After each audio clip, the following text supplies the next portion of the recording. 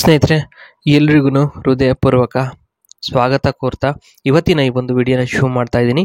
Gauri GH ಅಂತ ಸ್ನೇಹಿತರೆ, ಹುಲಿಕೆರೆ ಒಂದು ಚಿಕ್ಕ ಹಳ್ಳಿಯಲ್ಲಿ ವಾಸ ಮಾಡ್ತಿರೋದಾಗಿ ಹೇಳ್ಕೊಂಡಿರ್ತಕ್ಕಂಥದ್ದು. ಇನ್ನು ಸಾಮಾನು ಬಂದ್ಬಿಟ್ಟು ಇವ್ರದ್ದು ಲೋ ಯಾವತ್ತೂ ಅದನ್ನು ಚೀಪಿಲ್ ಹಾಕೊಂಡ್ರು, ನಂಬಿದ್ರೆ ನಂಬಿ ಬಿಟ್ಟರೆ ಬಿಡಿ, ನಂಬಿಸುವ ಅವಶ್ಯಕತೆ ನನಗಿಲ್ಲ ಅಂತ ಇಲ್ಲಿ ಹೇಳ್ಕೊಂಡಿರ್ತಕ್ಕಂಥದ್ದು. ಇನ್ನು ಇವರ ಒಂದು ಅಭ್ಯಾಸಗಳ ವಿಚಾರಕ್ಕೆ ಸಂಬಂಧಪಟ್ಟಂತೆ ಹೇಳಬೇಕು ಅಂದರೆ, ತೂತು ತುಂಬಿಕೊಂಡು ದಪ್ಪ ಆಗಿದೆ, ಚಿಮ್ಮು ಹಾಗೆ ಮಾಡಿಸಿಕೊಳ್ಳದೇ ಇದ್ದರೆ ನಿದ್ದೆನೇ ಬರಲ್ಲ ರಾತ್ರಿ ಎಲ್ಲ, ಓಕೆನಾ, ಅಷ್ಟೊಂದು ಚೂಲು ಇದೆ ಅಂತ ಇಲ್ಲಿ ಹೇಳಿರ್ತಕ್ಕಂಥದ್ದು ಸ್ನೇಹಿತರೆ. ಹಾಗೆ ಇವರು ವಾಸ ಮಾಡ್ತಿರೋದು ಸ್ನೇಹಿತರೆ ಒಂದು ಮನೆಯಲ್ಲಿ, ಸ್ವಂತ ಮನೆಯಲ್ಲಿ ಸ್ನೇಹಿತರೆ, ಓಕೆನಾ.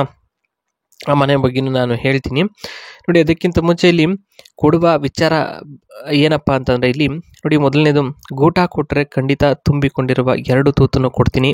ಅದರಲ್ಲಿ ಏನು ವಿಶೇಷತೆ ಏನಿಲ್ಲ ಕಣ್ರಿ, ಸಂಕೋಚನೂ ಇಲ್ಲ.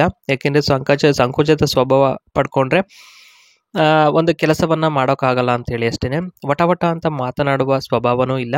ಎಷ್ಟು ಬೇಕು ಅಷ್ಟು ಮಾತಾಡಬೇಕು, ಸೈಲೆಂಟಾಗಿ ಇರಬೇಕು ಅನ್ನೋದು ಆಸೆ. ಅಡ್ಡಾದಿಡ್ಡಿ ಬೆಳೆದುಕೊಂಡಿರುವ ತೂತು ಬೇಕಾದರೆ ಗೂಟ ಬೇಕು ಅಂತ ಇಲ್ಲಿ ಹೇಳ್ತಕ್ಕಂಥದ್ದು. ಅಂದರೆ ಸ್ನೇಹಿತರೆ, ನೀವು ಎಷ್ಟು ಬೇಕೋ ಅಷ್ಟೇ ಮಾತಾಡಬೇಕು, ಜಾಸ್ತಿ ಮಾತಾಡ್ಬಾರ್ದು, ಸೈಲೆಂಟಾಗಿರಬೇಕು ಅನ್ನೋ ಒಂದು ಕ್ಯಾರೆಕ್ಟ್ರು ಇವ್ರದ್ದಾಗಿರುತ್ತೆ. ಮತ್ತು ಅಡ್ಡಾದಿಡ್ಡಿ ಬೆಳೆದುಕೊಂಡಿರೋ ಒಂದು ತೂತನ ಕೊಡ್ತೀನಿ, ಕೊಡಬೇಕು ಅನ್ನಂಗಿದ್ರೆ ಗೂಟ ಕೊಡಬೇಕು ಅಂತ ಇಲ್ಲಿ ಹೇಳಿರ್ತಕ್ಕಂಥದ್ದು. ಇನ್ನು ನಡೆದ ಘಟನೆ ಬಗ್ಗೆ ಈ ರೀತಿಯಾಗಿ ವಿವರಿಸಿದ್ದಾರೆ, ನೋಡ್ಬೋದು. ಮೊದಲನೇದಾಗಿ, ಏನೇ ಹೇಳಿದರೂ ಕೆಲವರು ನಂಬೋದೇ ಇಲ್ಲ ಸರ್, ಅಂಥವರಿಗೆ ಏನು ಹೇಳೋದಕ್ಕೆ ಸಹ ಹೋಗಲ್ಲ, ಅದಕ್ಕೆಲ್ಲ ಸಮಯ ನನ್ನ ಹತ್ರ ಇಲ್ಲ ಅಂತ ಇಲ್ಲಿ ಮೊದಲನೇ ಹೇಳಿಕೆಯಲ್ಲಿ ಹೇಳಿರ್ತಕ್ಕಂಥದ್ದು. ಇನ್ನು ಹಾಗಾಗಿ ಎಷ್ಟೊಂದು ಸಲ ಮನಸ್ಸಿನಲ್ಲಿ ಬಯಕೆ ಮೂಡಿತ್ತು, ಹುಣಸೆಕಾಯಿ ಥರ ಚೀಪಿ ಸುಖ ಕೊಟ್ಟು ಖುಷಿಯನ್ನು ಪಡಿಸಬೇಕು ಅಂತೇಳಿ.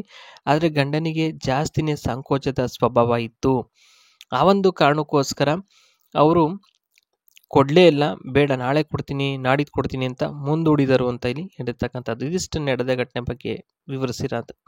ಇನ್ನು ನೆಕ್ಸ್ಟ್ ಬಂದ್ಬಿಟ್ಟು 30-40 ಮನೆ ಸ್ನೇಹಿತರೆ, ಇವ್ರದ್ದು ನೋಡ್ತಾ ಇರ್ಬೋದು ನೀವು ದೃಶ್ಯದಲ್ಲಿ ಯಾವ ರೀತಿ ಇದೆ ಅಂತ ಹೇಳ್ಬಿಟ್ಟು. Living room 14x14, dining area ಭಾಳ ಚಿಕ್ಕದು 10x10ರಲ್ಲಿ, ಕಿಚನ್ನು ಅಷ್ಟೇ ಸ್ನೇಹಿತರೆ. ಮಾಸ್ಟರ್ ಬೆಡ್ರೂಮು ಸ್ವಲ್ಪ 12x12ರಲ್ಲಿ 2 ಬೆಡ್ರೂಮ್ ಇದೆ, ಓಕೆನಾ. ಇಷ್ಟು ಚಿಕ್ಕ ಒಂದು ಮನೆಯಲ್ಲಿ 2 ಬೆಡ್ರೂಮ್ ಇದೆ, ಮತ್ತು ಅಟ್ಯಾಚ್ಡ್ ಬಾತ್ರೂಮ್ ಸಹ ಹೊಂದಿರತಕ್ಕಂಥದ್ದು. ಇನ್ನು ಯುಟಿಲಿಟಿ ಏರಿಯಾ 6x4ರಲ್ಲಿದೆ. ಪಾರ್ಕಿಂಗ್ ಸ್ಪೇಸು ನೋಡ್ಬೋದು ನೀವು.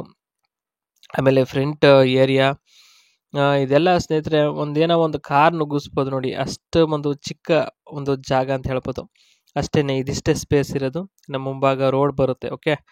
ಇದಿಷ್ಟು ನೋಡಿದ್ರಲ್ಲ ವಿಡಿಯೋ, ಏನು ಅನ್ನಿಸ್ತು ಕಮೆಂಟ್ ಮುಖಾಂತರ ತಿಳಿಸಿ ಕೊಡಿ ತಮ್ಮ ಅಭಿಪ್ರಾಯನ, ನೋಡ್ತೀವಿ ನಾವು ಏನು ಅಂಥೇಳಿ. ಓಕೆ, ಬಾಯ್.